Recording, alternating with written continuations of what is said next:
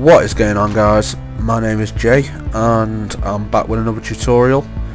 Today I'm going to be showing you how to build something pretty sweet which I saw on Ethos Labs channel, and it's pretty awesome device. I'm going to link his channel in the description because this design is based heavily on his design but improved slightly. So yeah, what it is it's basically a person detector.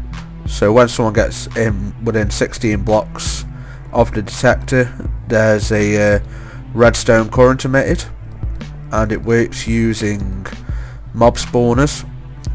So I'm going to show you how to build it now. You'll have to find a mob spawner in your world, or you can use MC Edit to get them in like I have.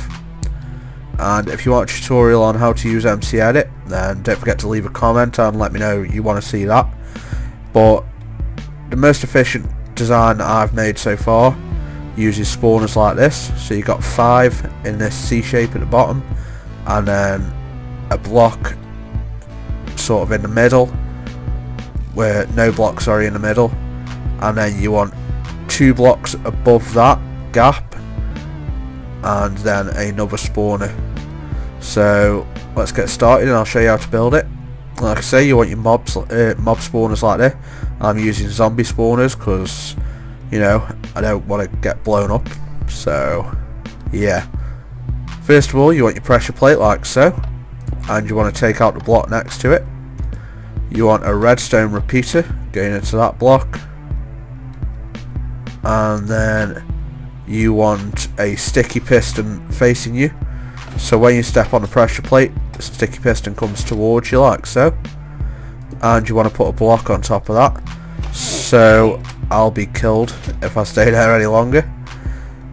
And that is your redstone pulse coming that way, so it's actually on the block below this.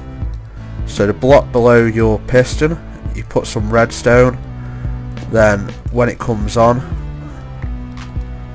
it will also, let me just check something, turn off damage.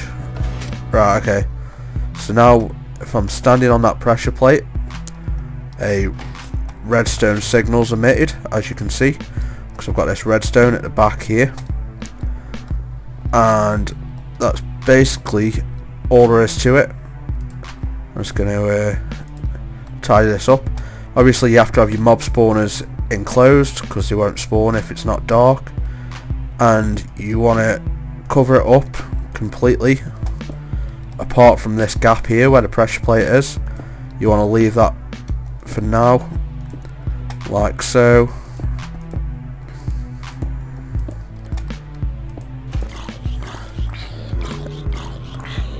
And the zombies have already started spawning,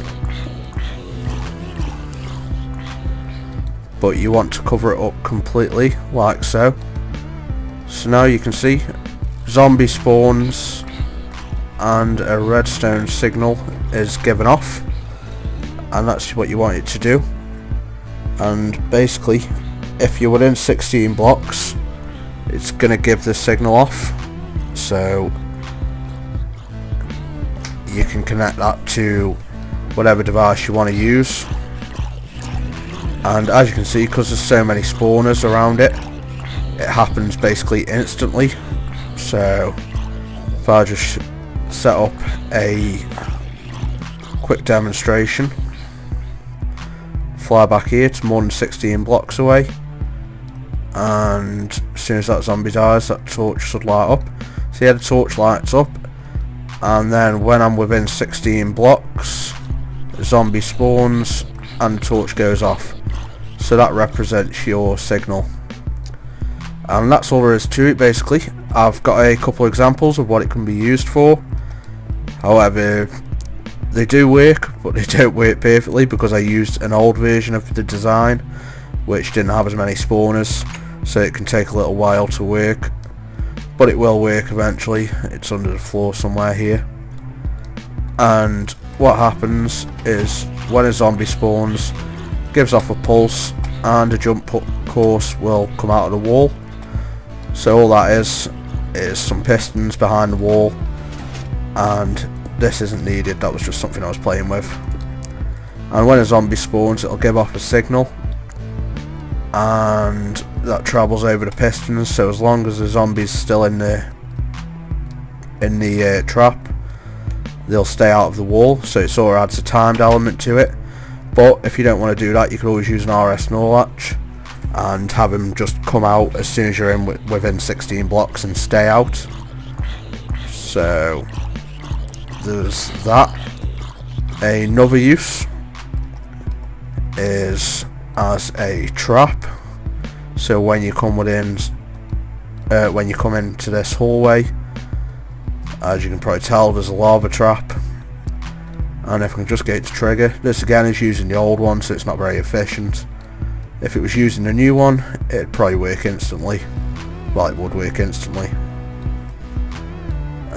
Hopefully this is gonna work, unless I disabled it. I might have disabled it. Yeah, I did. I took this out like so. But yeah, as you can see, it's worked now. So if you're in there, lava would come down and you'd be dead. And then when the zombie dies, the ceiling comes back in and eventually that lava will disappear, although it'd take a while. There is a couple of things that you want to remember when you're building these. The only too high gap near the spawner should be the one with your pressure plate on the bottom, because if there's any other gaps like that, then zombies will start spawning all over the place. So like I say, just make sure your only too high gap is the one where your pressure plate is, otherwise it's going to be massively inefficient. So yeah, we're all spawning outside now because it's night time. Another nifty feature to this is that it actually works on peaceful, but it'll only send out a short pulse, because the pressure plate is activated when the mobs spawn, and even though you wouldn't think it, mobs can actually spawn on peaceful out of spawners, but they only spawn for a split second. So if I just cover this back up properly now, because I basically just destroyed it then, if I cover this back up properly like so, then it should start to activate.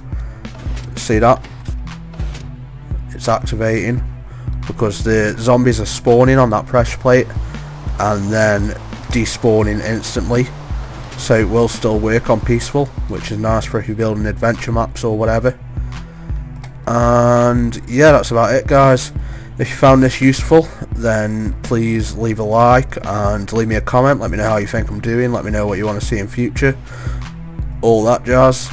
There'll be a link to Etho's channel in the description, and as always there'll be links to my texture pack and mods and all that good stuff. So yeah, I'll see you later, guys. Peace.